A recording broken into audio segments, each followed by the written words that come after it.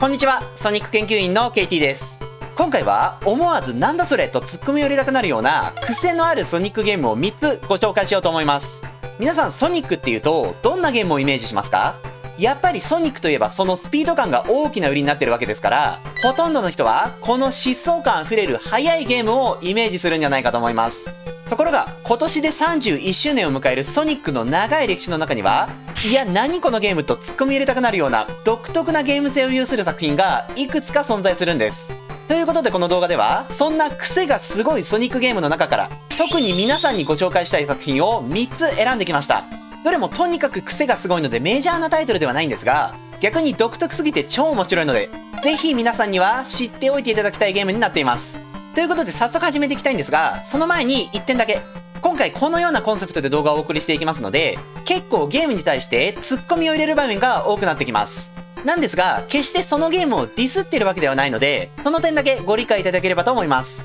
僕自身はこれから紹介する3つのゲーム全部大好きですし、もうそれらの癖要素も含めて面白いなと思っているので、決して嫌いなわけじゃないよということだけ把握しておいてください。ということで今度こそ早速内容に入っていきたいと思います。最初にご紹介するのはソニックスピンボール。こちらは1993年にメガドライブから発売されたゲームです。このゲームはソニックシリーズのヴィランであるドクターエッグマンに征服された惑星モビアスという星を解放するために、ソニックがエッグマンの要塞に乗り込むというストーリーになっています。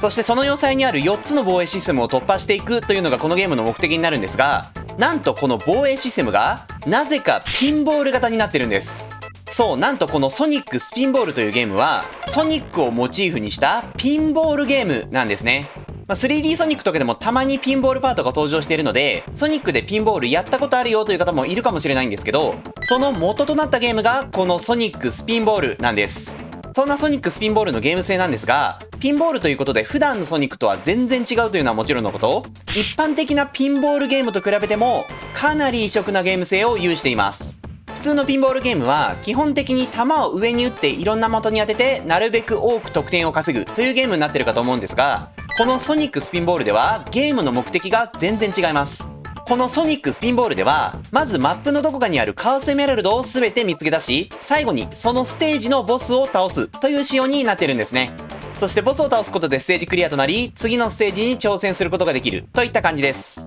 そのため基本的に球を上に打ち上げるピンボールとは違って、このゲームではソニックを上下左右いろいろなところに打っていく必要があるんですね。ここがまず普通のピンボールと大きく違うところです。加えてこのソニックスピンボールは普通のピンボールと違って球がソニックということですから、打ち上げられてる最中にちょっと動けるんですね。本当に気持ち程度なんですけど、飛ばされてる最中に若干微調整できるんです。いや何その機能って感じしますよね。ほんと癖あるなって思います。またこのゲームデザイン性が結構独特な感じしませんか？なんとなく全体的に暗めだったり、ボスのデザインなんかもだいぶ癖ありますよね。なんでこんな不気味にしたって感じです。一体なんでこのようなデザインが多いのかというと、このソニックスピンボールは実はアメリカで開発されたゲームなんですね。その影響もあってこのような日本だとあまり馴染みのないようなデザインになってるんです。またこのゲームはただアメリカで開発されたというだけじゃなくて、アメリカで放送されていたテレビアニメをモチーフにしています。さっきこのゲームの舞台だと紹介した惑星モビアスという星もこのテレビアニメでソニックたちが住んでる星ですし、他にもちょっとしたところにテレビアニメオリジナルのキャラクターが登場してたりもします。なおこのテレビアニメは日本では放送されていなかったので、これらのキャラクターは日本ではあまり馴染みがないかもしれないですね。アメリカなど海外ではいろんなソニックが見られて羨ましい限りです。といった感じで普段のソニックとも違えば普通のピンボールとも違うソニックスピンボールなんですが、実はこのゲーム癖があるだけじゃなくてその難易度がもう超激ムズなんです。引くほど難しいんですよマジで。さっきも言ったようにこのゲームの進め方はまずピンボール台のどこかに隠されているカオスエメラルドというアイテムを何個か見つけ出して、その後にそのステージのボスを倒すというものなんですが、このカオスエメラルドを探すパートがもうこれピンボールだってこと忘れてませんって突っ込みたくなるほどの超鬼畜仕様になってるんですね。というのもこのソニックスピンボールマップがめちゃくちゃ広いんですよ。普通ピンボールって大体これくらいじゃないですか。ピンボールの球を弾くフリッパーが下にあって、なんとなく台の全貌が見えてるみたいな。それに対してこのソニックスピンボールのマップはこんな感じです。わかりますかねこれ。フリッパーが12345個もあるんです。実際のゲーム映像がこんな感じなので、もう台の全貌なんて全く見えないですよね。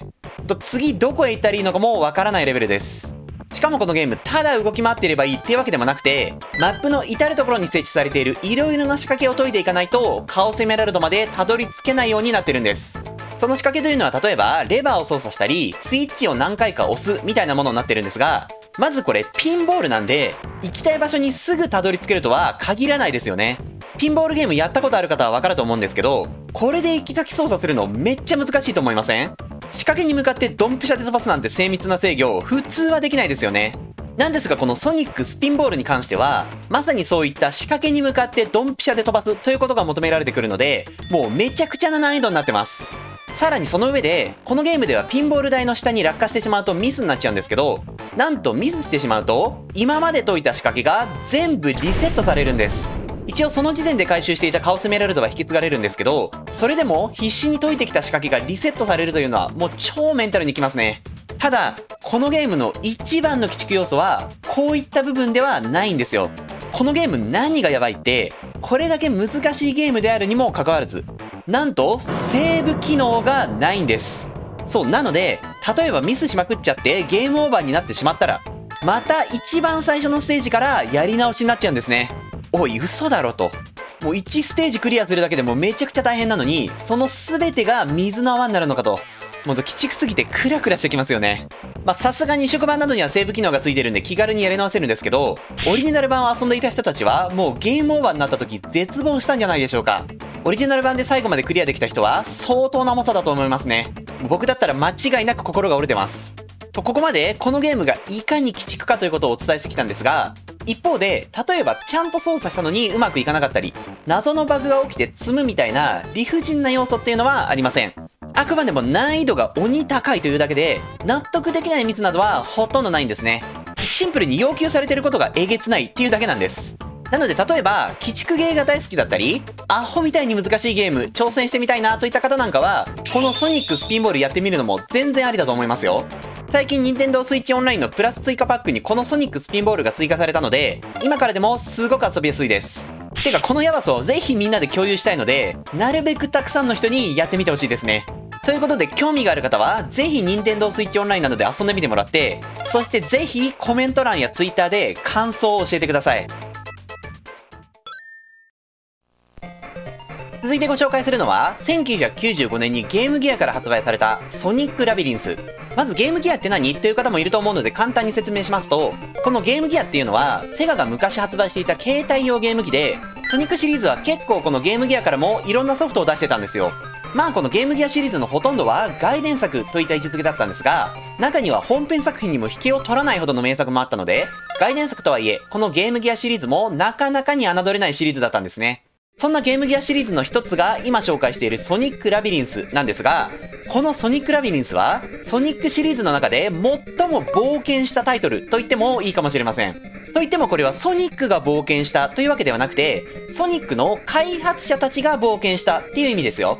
どういうことかというと、実はこのソニックラビリンスというゲームは、ソニックが走れないゲームなんです。このソニックラビリンスではソニックがスピードダウンシューズという靴を履かされていて、その靴の影響でダッシュとジャンプが使えなくなっているという設定になっています。ソニックの一番のアイデンティティであるスピードを奪うといっためちゃくちゃ挑戦的なゲームシステムを採用してるんですね。これたまに敵やトラップが多かったりしてあまりスピード感が感じられないみたいなゲームはあるんですけど、あえて走れなくしてるっていうのはこのソニックラビリンスくらいなんじゃないかと思います。てかまあそりゃそうですよね。逆に1個でもある方がびっくりです。ほんとよくこの企画通ったなって思います。一方で、じゃあそうなってくると、このソニックラビリンスは一体どんな遊び方をするゲームなのか。これ気になりますよね。スピードが売りのソニックから、あえてスピードを奪っているゲーム。それが一体どんなゲーム性になっているのか、これから解説していきたいと思います。まずこのゲームのステージは、まさにタイトルにもあるラビリンスという名の通り、非常に広大で複雑な地形をしています。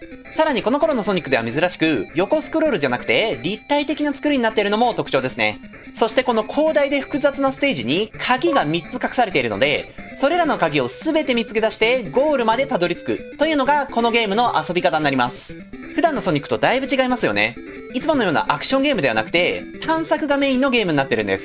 また、ただ探すだけだと面白くないので、各ステージには制限時間が設けられていて、その時間内にクリアしないとミスになってしまうというルールもあるんですが、もしかしたらここで、あれと思う方もいるかもしれません。というのも、このソニックラビリンスでは、ソニックが走れないんですよね。そして走れないということは要するに、急げないということですよ。それなのに時間制限あんの？それってなんか理不尽じゃないと思う方もいるかもしれないんですけど、実はこのソニックラビリンスには、一つだけスピードを出す方法が用意されているんです。それはソニックシリーズでおなじみのスピン。そう、このゲーム、スピンだけはいつも通り使えるんですね。なんでしょう。スピンは転がっているだけで足を使ってないから、スピードダウンシューズの影響を受けないってことなんですかね。わかりませんけど。とにかく、このスピンを使うと、ご覧のようにかなりのスピードを出すことができるので、これをどう使っていくかというのが、このソニックラビリンスを攻略するポイントになってくるんですね。ちなみにステージ上の敵が鍵を持っていることもあるので、そういった場合は、このスピンを使って敵を倒さないと先に進めなくなっちゃいます。また各ステージにはボスがいるんですが、そのボスへの攻撃方法もこのスピンになってきますね。ということで、いかにこのスピンをうまく使えるかが肝なんですが、一方でこの話を聞くと、あれ？じゃあずっとスピンしてればいいんじゃないの？という風にも思えてきますよね。逆に歩く必要ないんじゃないかと。ただ、そういうわけにもいかないんですよ。というのも、このスピンはご覧のように結構スピードが速いので、制御が難しいんですね。なんで本当に使いどころを見極めていかないと、行きたいところに全然たどり着けなかったり、場合によってはステージから落ちちゃったりするんです。そのため、ただスピンを連発しとけばいいというわけでもないんですね。本当に使いどころに注意する必要があるんです。さあどうでしょうか皆さん。このソニックラビリンス、正直かなり癖のあるゲームになってますよね。まずソニックが走れないし、その上でゲーム性も普段のアクションゲームと全然違うので、なかなかやってみようという気にはならないかもしれないです。なんですが、このゲーム、実はやってみると結構面白いんですよ。はじめこそソニックの操作に苦戦するとは思うんですが、一旦その操作に慣れてしまうと、何もないところはスピンで駆け抜けて、鍵や仕掛けがある場所では歩きで慎重に進むといったメリハリのあるプレイができるようになって、だんだん楽しくなってくるんですね。これはなんて言ったらいいんでしょう。すごいテキパキ仕事できてる時の気分に近いかもしれないですね。めっちゃ仕事できる人になった感覚になって、すごく気分がいいです。やればやるほど面白くなっていくゲームをスルメゲーなんて呼んだりしますが、このソニックラビリンスはまさにそんなスルメゲーだと思います。またオプションで残機数を調整できたりもするので、ゲーム初心者から上級者までいろんなレベルの人が楽しめるようになってるのも嬉しいポイントですね。なんで興味がある方にはぜひやってみてほしいんですが、このソニックラビリンスは今からだとちょっと遊びづらくて、移植された中で一番最新のもので言うと、3DS の任天堂 e ショップで売ってるものになります。さらにこの 3DS の e ショップは来年2023年で終了してしまうとのことですので、このソニックラビリンスに興味があって、かつ 3DS を持っている方は、ぜひお早めに購入して遊んでみてください。最後にご紹介するのは、2009年に DS から発売されたソニッククロニクル。このゲームはソニックシリーズの中でも、ストーリーにかなり力を入れているゲームです。あのソニックアドベンチャーに登場した古代ナックルズ族や、ソニックバトルに出てきたギゾイドが物語に関わってきたり、エッグマンとの共闘シーンがあったり、挙句の果てには地球とは違う別の時空へ飛び出して冒険するなど、非常に壮大でスリリングな物語が展開されます。さらに登場キャラクターもたくさんいて、いつもおなじみのソニックの仲間たちはもちろん、シャドウ、ルージュ、オメガ、クリーム、ビッグなんかも出てきます。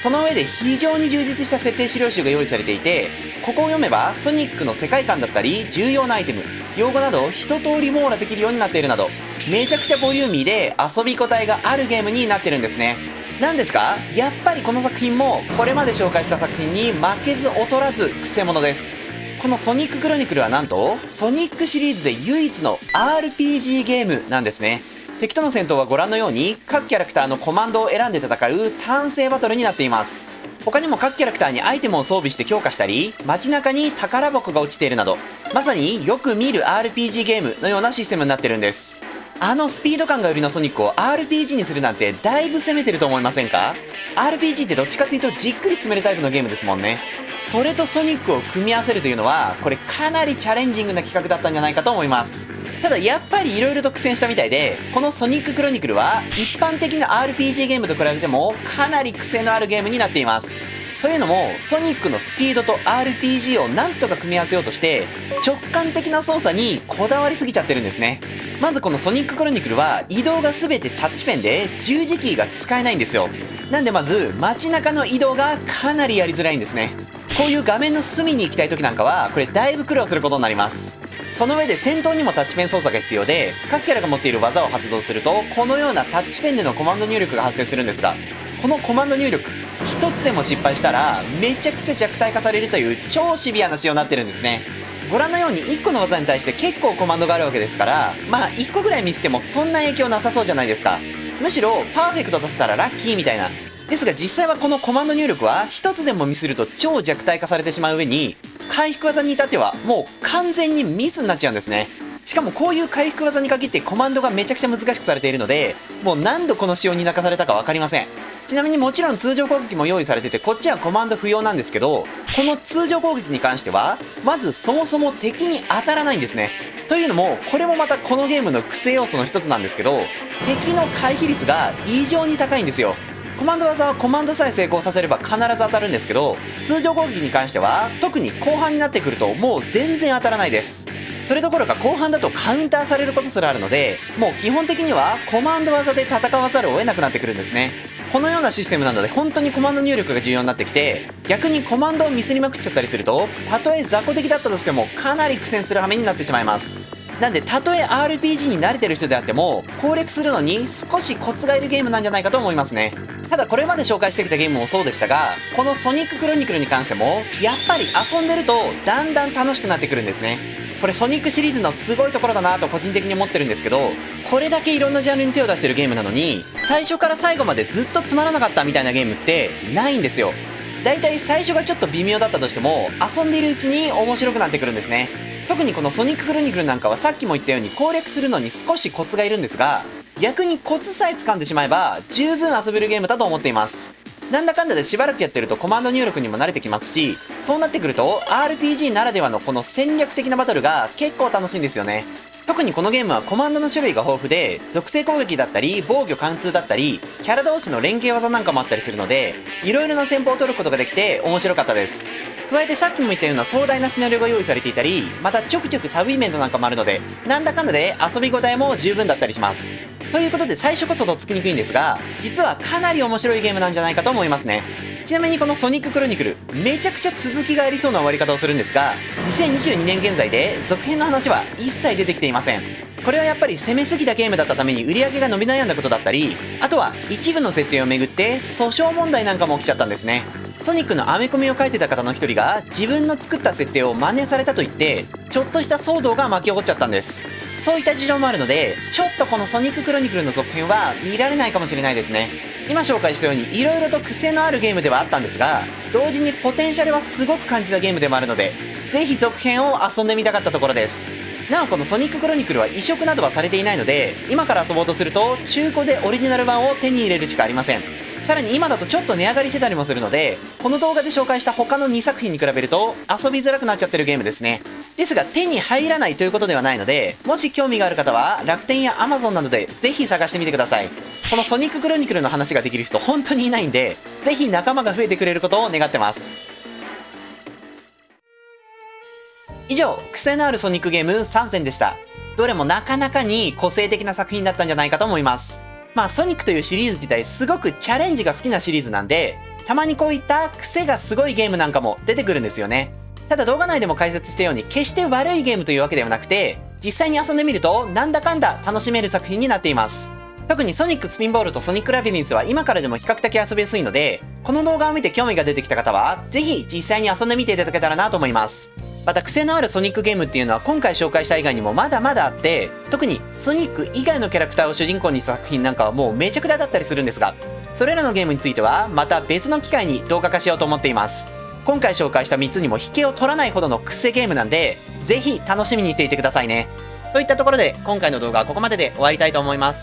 動画が気に入っていただけましたらチャンネル登録や高評価、たくさんのコメントもぜひよろしくお願いします。それでは次の動画でお会いしましょう。